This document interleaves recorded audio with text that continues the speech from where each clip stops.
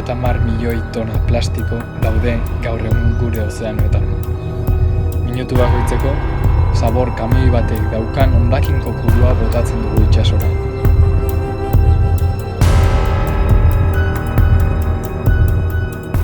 Ozeano barean aurkitzen den plastikozko irlak 1,4 milioi kilometro karratuko azalera du.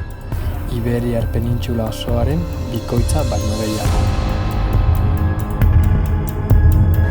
Lehengo astean, Mediterranea munduko itsaso kutsatuena izendatzea lortu genuen, eta antza denez, Kantauri itsasoa bigarren postura eramaten ari gara.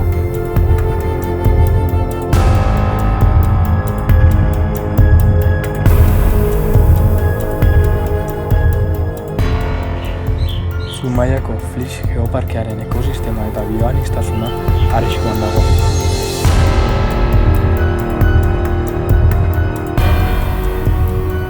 Uztailak 4ean soluzioaren parte izan nahi dugu. Animatu eta izan aldaketa. Izan aldaketa. Izan aldaketa. Izan aldaketa. Izan aldaketa. Izan aldaketa. Izan aldaketa. Izan aldaketa. Izan aldaketa. Izan aldaketa. Izan aldaketa. Izan aldaketa. Izan aldaketa. Izan aldaketak. Sé el cambio.